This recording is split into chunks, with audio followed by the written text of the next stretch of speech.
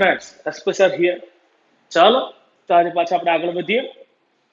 Last લેક્ચરની અંદર આપણે 12th સાયન્સના લાસ્ટ લેક્ચરની અંદર આપણે ભણી ગયા પ્રકાશ ક્રિયાશીલતા એટલે શું, કિરાલિટી ગુણધર્મ કોને કહેવાય, અને એની સાથે મેં તમને જેમાં જેમાં કાર્બનિક સંયોજનોમાં કિરાલ કાર્બન આવતું હતું એના જે બે સમઘટકો મળતા હતા, કોણ ક્યારે ડેક્સ્ટ્રો અને કોણ ક્યારે લીવો બને એની સમજૂતી આપી હતી.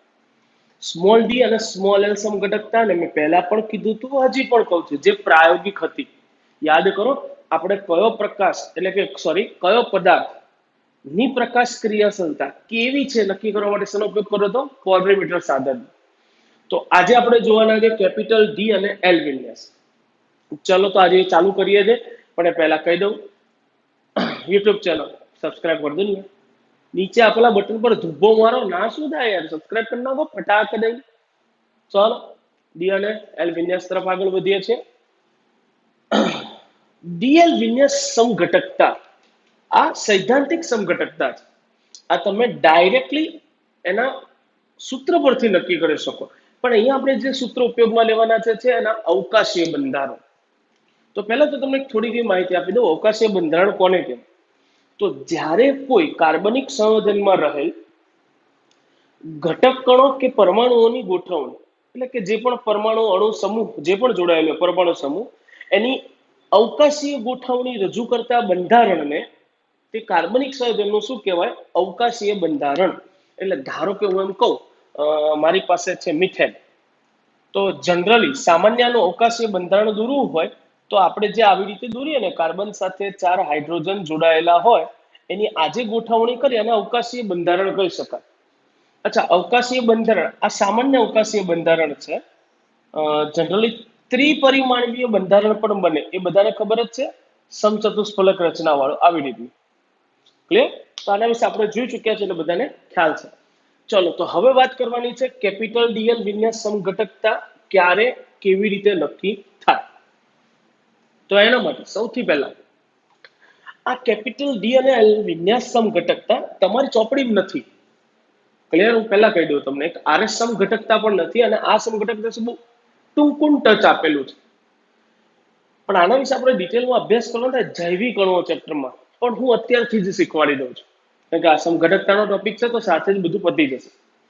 ચલો તો કેપિટલ ડીએલ વિન્યાસ સમઘટકતા ખાસ કરી શેમાં જોવા મળે? કાર્બોહાઈડ્રેટ સંયોજનો અને એમિનો એસિડ. મેથ્સ વાળા સ્ટુડન્ટને એવું લાગશે, સાહેબ આ શું આવ્યું? બાયોલોજી વાળા સ્ટુડન્ટને ખબર હશે, કાર્બોહાઈડ્રેટ, ગ્લુકોઝ, ફ્રુક્ટોઝ, આવા જે સંયોજનો છે, સ્ટાર્ચ, ગેલેક્ટોઝ, ઢગલો જ આવું. અને એમિનો એસિડ આપણા શરીરની અંદર હોય, એમિનો એસિડ ઘણા આવશ્યક હોય, બિના બધું ભણીશું. અચ્છા, મેથ્સ વાળા કન્ફ્યુઝ થઈ જશે, હું તમને લોકોને કહું છું. મેથ્સ વાળા ડોન્ટ બી ગભરી પાઈ, અત્યારે મગજમાં ફિટ કરી લો કે આ સમઘટકતા કાર્બોહાઈડ્રેટ સંયોજનો અને કોના માટે છે? Amino acid. શું છે બંને સમજાવવાનું છે. ચલો તો જોઈએ. આ પહેલા કહી દો કે આ બંને અણુઓ એ જૈવિક અણુઓ છે. ક્લિયર? કાર્બોહાઈડ્રેટ્સ અને એમિનો એસિડ આપણા શરીર માટે અતિ આવશ્યક હોય. ચલો તો કાર્બોહાઈડ્રેટ સંયોજનો હોય એમાં ડીએલ વિન્યાસ કેવી રીતે નક્કી થાય? તો પહેલા તો મુદ્દો લખું છું, ધ્યાનથી જોજો અહીંયા એટલે ખ્યાલ આવે. તો જનરલી કાર્બોહાઈડ્રેટ સંયોજનોના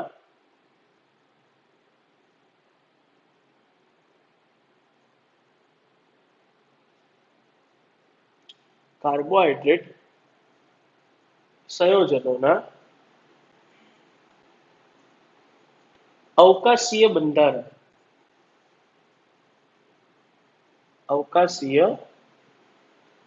બંધારણ રહેલા સી સ્ટાર, જેને આપણે કિરાલ કાર્બન, અસમ કાર્બન અથવા તો આને અવકાશીય કેન્દ્ર પણ કહી શકો. સી સ્ટાર એટલે કે કાર્બોહાઈડ્રેટ સંયોજનના અવકાશીય બંધારણમાં રહેલા કિરાલ કાર્બનની સાથે જોડાયેલા OH સમૂહના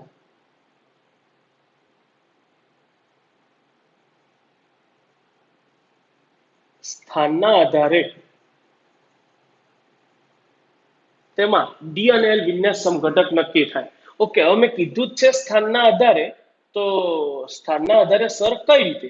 ચલો કહી દઉં. તો ખરેખર આમ તો છે ને કાર્બોહાઈડ્રેટ સંયોજનોના અવકાશીય બંધારણ સૌપ્રથમ એમિલ ફિશર, યાદ રાખજો નામ, કોણે? એમિલ ફિશર નામના વૈજ્ઞાનિકે શોધ્યા હતા. આથી કાર્બોહાઈડ્રેટના જે અવકાશીય બંધારણ છે એને ફિશર પ્રક્ષેપ સૂત્ર પણ કહેવાય. કયા સૂત્ર? ફિશર પ્રક્ષેપ સૂત્ર. ચલો, તો એ જે ફિશર પ્રક્ષેપ સૂત્ર એટલે કે જે અવકાશીય બંધારણ હોય એમાં કિરાલ કાર્બન હોય એની સાથે જે OH સમૂહ જોડાયેલો હોય એના સ્થાનના આધારે તો આવા કાર્બોહાઈડ્રેટ સંયોજનોના, હવે હું અહીંયા અવકાશી બંધારણની જગ્યાએ લખું છું ફિશર પ્રક્ષેપ સૂત્ર. ફિશર પ્રક્ષેપ સૂત્ર, અથવા તો મેં કીધું એમ એને એના શું કહી શકો તમે? અવકાશીય બંધારણમાં. જો એના ફિશર પ્રક્ષેપ સૂત્ર એટલે કે અવકાશીય બંધારણમાં કિરાલ કાર્બનની સાથે જોડાયેલો OH સમૂહ એટલે C સ્ટાર પર OH સમૂહ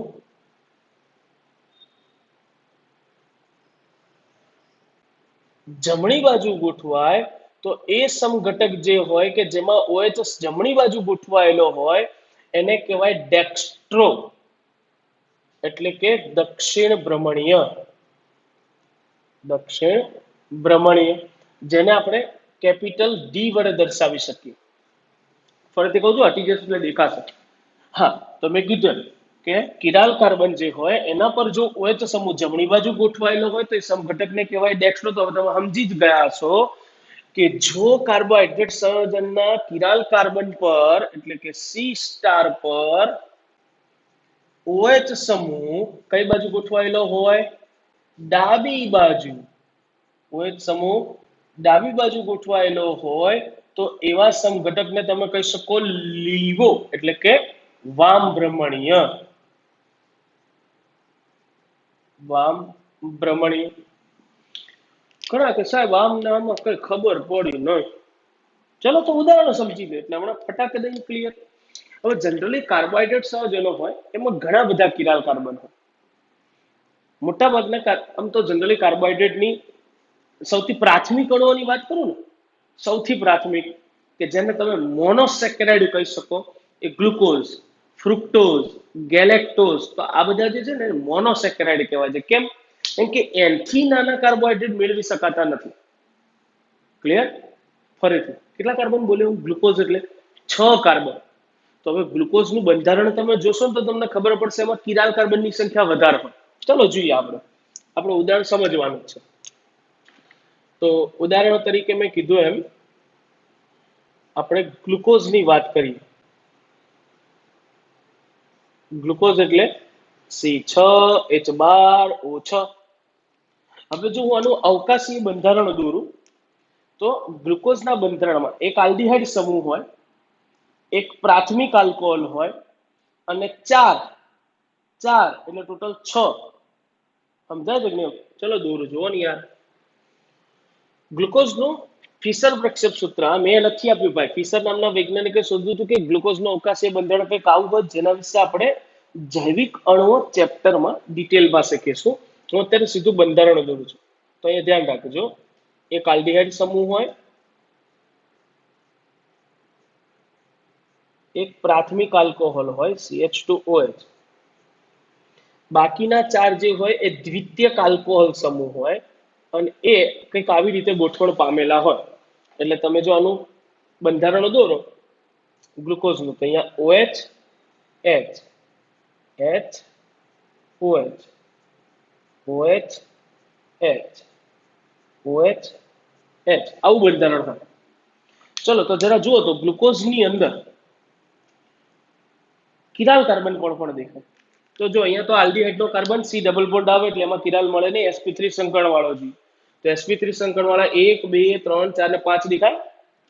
પણ આ 5 ની અંદર પ્રાથમિક આલ્કોહોલ લઈ ન શકાય. કેમ? એક જ કાર્બન પર 2 હાઇડ્રોજન આવી ગયા એટલે તો થવાનું નહીં. તો એના માટે આ વચ્ચેના 4 જુઓ તો જરા. CH2OH એક બાજુ OH, એક બાજુ H અને એક બાજુ આવું ઝુમખું. દરેક કાર્બન પર જોશો તો તમને 4 પાંખિયા જુદા જુદા દેખાશે. તો એવું કહી શકાય કે ગ્લુકોઝની અંદર આ જે 4 કાર્બન છે એ કિરાલ કાર્બન છે. તો સર તમે તો હમણાં એવું કીધું હતું કે કિરાલ કાર્બન પર OH જમણી બાજુ ગોઠવાય તો એને કહેવાય ડેક્સ્ટ્રો. સાહેબ આમાં શું કરવાનું? 3 ઉપર જમણી બાજુ ને 1 ઉપર ડાબી બાજુ. તો યાદ રાખજો, ખાસ લખી દઉં છું અને કહી રાખું છું કે જો એકથી વધુ કિરાલ કાર્બન આવે તો અંતિમ કિરાલ કાર્બન પરના વિન્યાસના આધારે પ્રકાર નક્કી કરવાનો.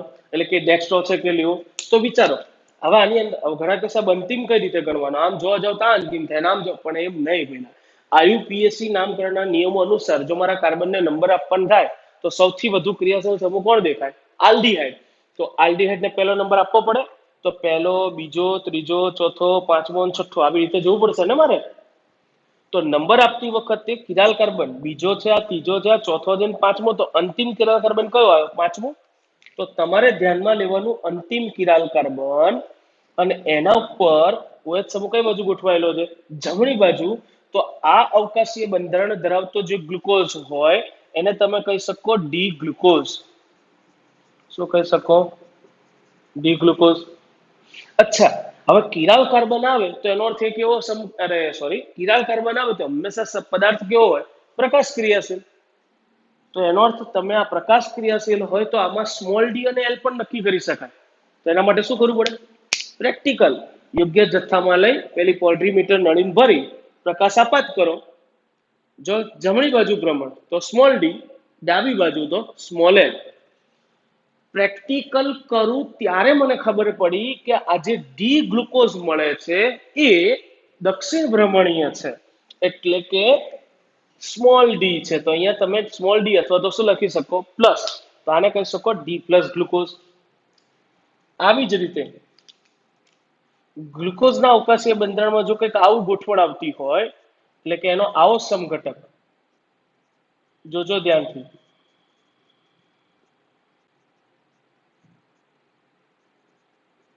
ખરેખર તમે આ જોશો ને તો તમને એવું જ દેખાશે એ આનું પ્રતિબિંબી સમઘટક છે. જો મેં કાચ મૂકી દો તો મેં ઊંધું જ દોર્યું છે ખાલી. તો એમાં C સ્ટાર કયા કયા થવાના? આની જેમ આ 4 થવાના. નંબર આપો તો ઉપરથી જ આપવાના. પણ મેં હમણાં કીધું તું એમ અંતિમ કિરાલ કાર્બન જોવાનું. તો એના પર OH ડાબી બાજુ છે. તો બોલો આને શું કહેવાય? L glucose, capital L. અને આમાં બી કિરાલ કાર્બન છે તો આ બી પ્રકાશ ક્રિયાશીલ હશે. હા, તો પોલ્ટ્રીમીટર નળીમાં ભર દો. પોલ્ટ્રીમીટર નળીમાં ભર્યા પછી ખબર પડે કે કેવું આવે છે? માઇનસ. તો અહીંયા જો હું હજી બી કહું છું, ઘણા એવું વિચારજો કે હા સાહેબ સૈદ્ધાંતિક રીતે જોવા જે ગયા તો આપણને આ ડેક્સ્ટ્રો મળ્યું અને એટલા માટે જેને પોલ્ટ્રીમીટરમાં ભળ્યું તો એ પ્લસ મળ્યું. એવું જરૂરી નથી કે જે હંમેશા ડેક્સ્ટ્રો હોય એ તમને ડેક્સ્ટ્રો જ મળે, એટલે કે સ્મોલ ડી મળે. એટલે કેપિટલ ડી સમઘટક હોય એ હંમેશા સ્મોલ ડી સમઘટકતા ધરાવતો હોય એવું જરૂરી નથી.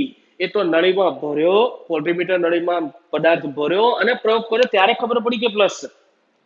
ક્લિયર?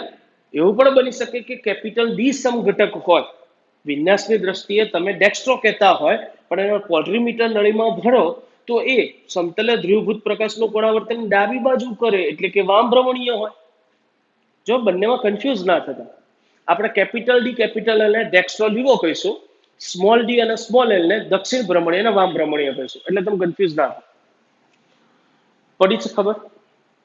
તો મારે કહેવાનો અર્થ શું થયો કે આ સમઘટકતા કેવી થઈ? સૈદ્ધાંતિક. તમારે અવકાશીય બંધારણ હોય એના પરથી જ ડિસિઝન લઈ શકો કે તે દક્ષિણ ભ્રમણીય હશે કે વામ ભ્રમણીય, એટલે કે ડેક્સ્ટ્રો હશે કે લીવો હશે. બાકી પ્લસ અને માઇનસ એ તો તમે ક્યાંથી નક્કી કરી આપશો? પ્રેક્ટિકલ કરીને.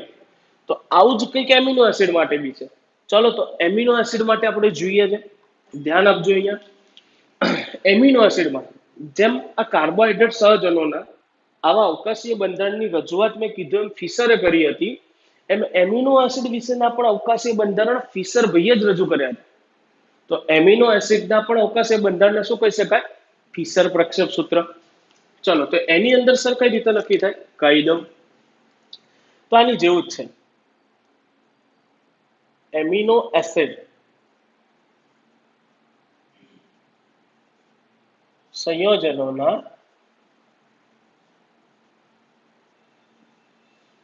અવકાશીય બંધારણ, અવકાશીય બંધારણ રહેલા કિરાલ કાર્બન, અસમ કાર્બન ની સાથે જોડાયેલા એમિનો સમૂહ, જેમાં આમાં OH સમૂહના આધારે નક્કી થાય, આમાં કયા સમૂહના આધારે નક્કી થાય, એમિનો સમૂહના આધારે, એટલે કે એમિનો સમૂહના સ્થાનના આધારે એને બે ભાગમાં વહેંચી શકાય. એટલે કાં તો એ ડેક્સ્ટ્રો હોય કાં તો લીવો હોય. અલા સેમ સેમ છે ભાઈ, જો આ ખબર પડી જાય તો આ પડી જ જાય. અને હું હમણાં બોલ્યો તો એમ કે આના પણ અવકાશીય બંધારણને આપણે શું કહી શકીશું, ફિશર પ્રક્ષેપ સૂત્ર. તો એમિનો એસિડ જે હોય એના ફિશર પ્રક્ષેપ સૂત્ર જોવાના. કયા સૂત્ર? ફિશર પ્રક્ષેપ સૂત્ર. અને જો એ ફિશર પ્રક્ષેપ સૂત્રના કિરાલ કાર્બનની જમણી બાજુ NH2 સમૂહ આવતો હોય, એટલે કે એમિનો સમૂહ કઈ બાજુ હોય, જમણી બાજુ હોય, તો એવા સમઘટકને કહેવાય ડેક્સ્ટ્રો, એટલે કે ડી, કેપિટલ ડી, અથવા તો તમે એને શું કહી શકો, જેમ આમાં લખ્યું હતું એમ જ દક્ષિણ ભ્રમણીય પણ કહી શકો. એટલે આનું ડેક્સ્ટ્રોનું ગુજરાતી દક્ષિણ ભ્રમણીય થાય ઇન શોર્ટ, એટલે કેપિટલ ડી વિન્યાસ. અને એવી જ રીતે આ દક્ષિણ ભ્રમણીય, અને એવી જ રીતે સી સ્ટારની ડાબી બાજુ NH2 સમૂહ આવતો હોય તો એવા સમઘટકને કહી શકો લીવો, એલ ફોર વામ ભ્રમણીય. ભ્રમણીય, ભમણીય ભમણીય ના કરતા. ચલ તો હું આના વાત કરું કે અવકાશીય બંધ, એટલે એમિનો એસિડ હોય ને એના બંધારણીય, ચલો ચલો ચલો ચલો ઉદાહરણમાં કેવું છે, જો હું અત્યારે આનું છે ને વ્યાપક સૂત્ર લખીશ, એમિનો એસિડનું વ્યાપક સૂત્ર લખું છું. 20 પ્રકારના એમિનો એસિડ હોય ભાઈ. કુદરતમાં મળતા 20 એમિનો એસિડ છે, જેનું વ્યાપક મારે સૂત્ર લખવું હોય તો હું આવું લખી શકું, કાર્બન કે જેની સાથે 4 જુદી જુદી સંયોજકતામાં અહીંયા આર તરીકે જુદું જુદું ક્રિયાશીલ સમૂહ જોડતા જાવ તો તમને જુદા જુદા એમિનો એસિડ મળે. અચ્છાનું નામ એમિનો એસિડ કેમ છે? કારણ કે એના બંધારણમાં એક કાર્બોક્સિલિક એસિડ છે અને એક ક સમૂહ છે NH2, અહીંયા હોય H. આર તરીકે જુદા જુદા ક્રિયાશીલ સમૂહ જોડો તો તમને જુદા જુદા પ્રકારના એમિનો એસિડ મળે, જે 20 છે. વાત શું છે? તો આ કાર્બન, કિરાલ કાર્બન થયો, એની જો જમણી બાજુ NH2 સમૂહ આવે તો આને કહેવાય ડી એમિનો એસિડ, એટલે કે ડેક્સ્ટ્રો, દક્ષિણ ભ્રમણીય. અને આનું જ પ્રતિબિંબી સમઘટક લઈ લો તો તમને દેખાશે જ ભઈલા કે સી સ્ટાર પર, સિસ્ટર નહીં હો, સી સ્ટાર બોલે તો કિરાલ કાર્બન પર NH2 સમૂહ કઈ બાજુ ગોઠવાયેલો છે? ડાબી બાજુ. તો આને કહેવાય એલ એમિનો એસિડ. અને જુદા જુદા આર મૂકતા જાવ તો જુદા જુદા તમને એમિનો એસિડ મળે. એમાંના જે ડેક્સ્ટ્રો હોય, હવે એમાં કિરાલ કાર્બન છે એટલે પ્રકાશ ક્રિયાશીલ હોય, તો હવે એ પ્રકાશીય ક્રિયાશીલતા કેવી ધરાવે, ડેક્સ્ટ્રો કે લીવો?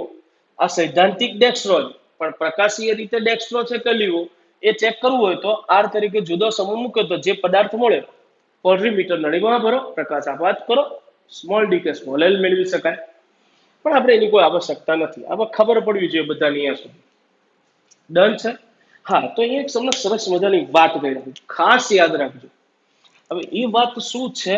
તો એ વાત એવી છે કે એમિનો એસિડ પૈકી, બધા જ એમિનો એસિડ પૈકી ગ્લાયસીન એ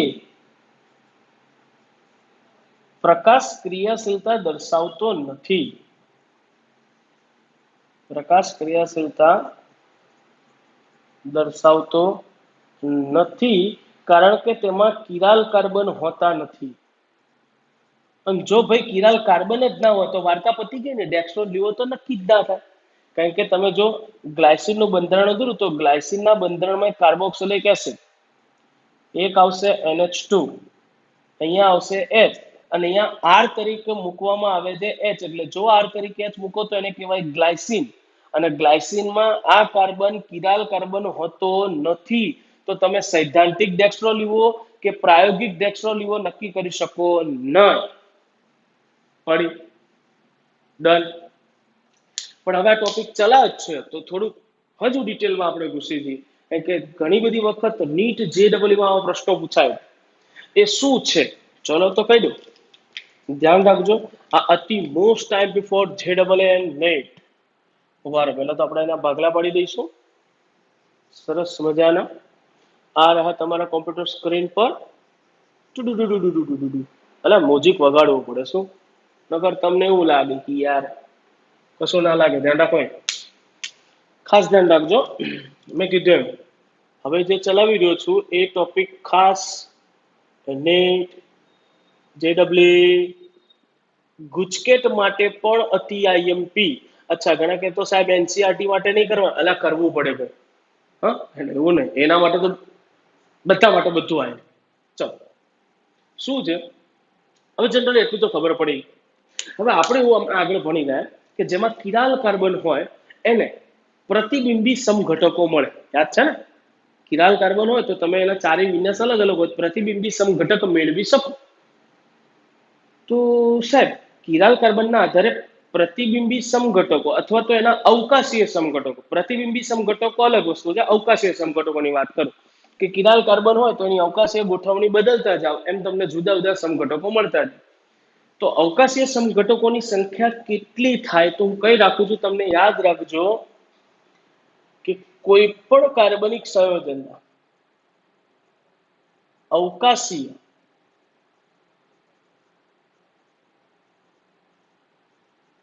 સમઘટકોની સંખ્યા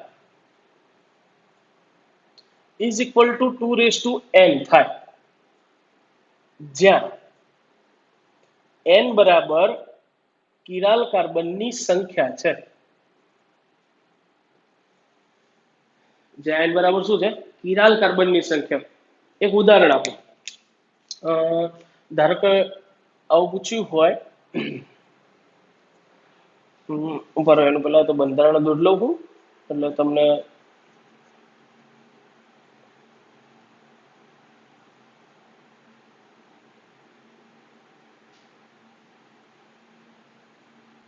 ચાલો ઓકે. ચલો આવું એક બંધારણ લઈ લઉં છું. મને કંઈક આવું નામ આપ્યું છે 2,3-ડાયહાઇડ્રોક્સી બ્યુટેનોઇક એસિડ.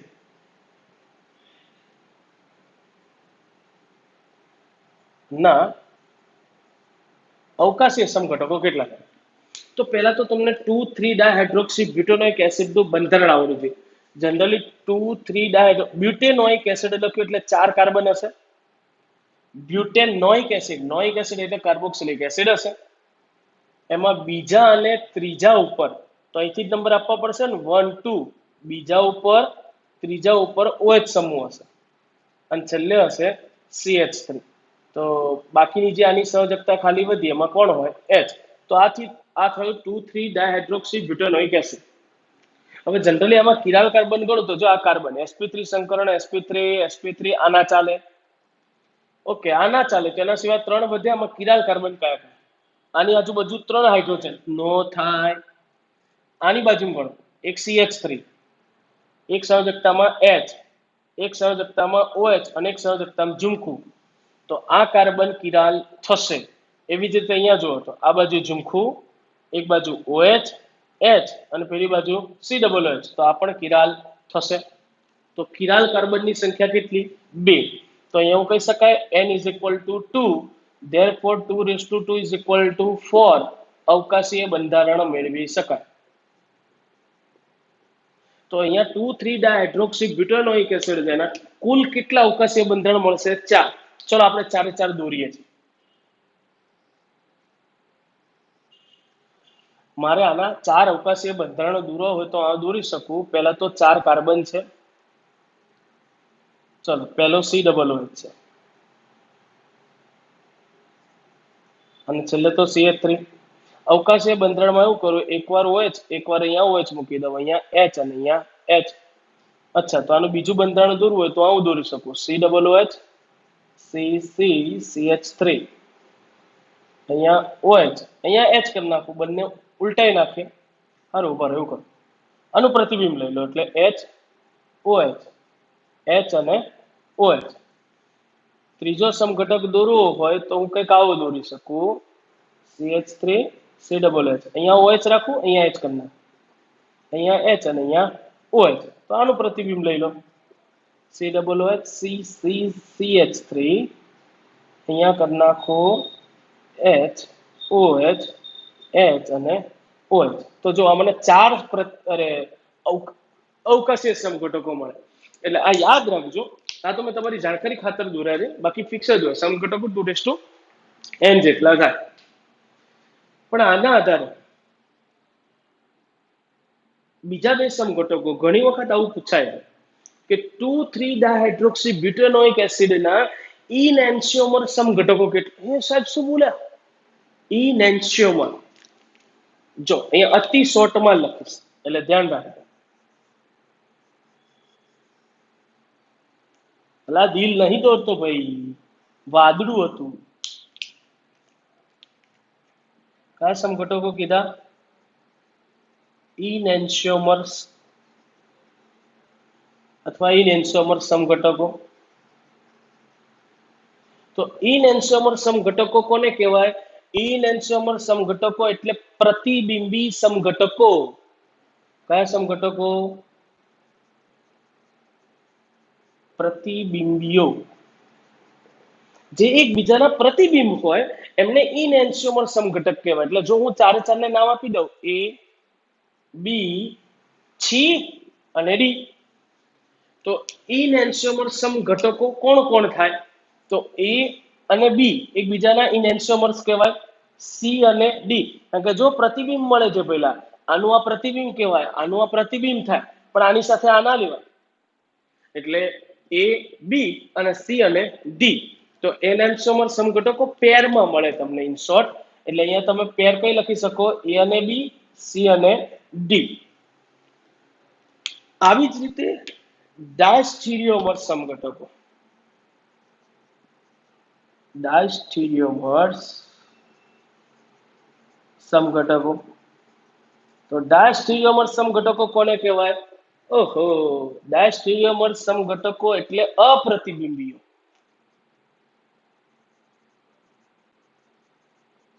અપ્રતિબિંબીઓ.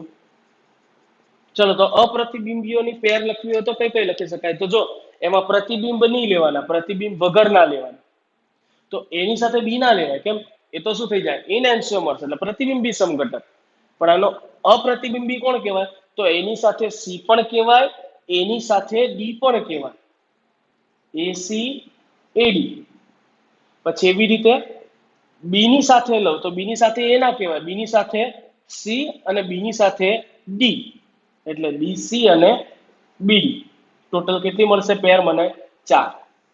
ઘણા કે સાહેબ તેવું ના કહેવાય, સી ની સાથે ડી ના કહેવાય, પણ સી ની સાથે એ, સી ની સાથે બી. તો આવી ગઈ ને પેલા સી ની સાથે એ અને સી ની સાથે બી. એવી રીતે ડી ની સાથે એ અને ડી ની સાથે બી. ઇન શોર્ટ, ડાયસ્ટીરિયોમર સમઘટકો મને કેટલા મળે? 4. અને ઇનેન્શિયોમર કેટલા મળે? 2. તો આપણે એવું કરીએ, તમારે થોડુંક વધારે પાક્કું થઈ જાય ને એના માટે શું તમારે શોધવાનું છે? આજનું હોમવર્ક, ગ્લુકોઝ. ગ્લુકોઝના અવકાશીય બંધારણો ટ્રાય માટે આપું છું, તેનાથી પાક્કું થઈ જાય.